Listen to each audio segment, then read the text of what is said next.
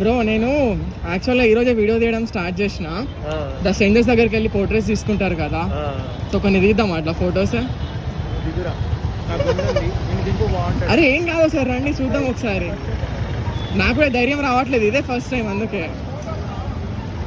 ఒకటి తీసిన ఇంటికాడ చిన్నపిల్లలది, ఇప్పుడు ఇదే మళ్ళీ ఇంకొకటి. అంటే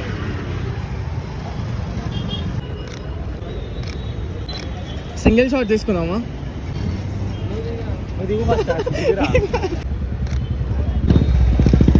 హలో సార్, థ్యాంక్ యూ.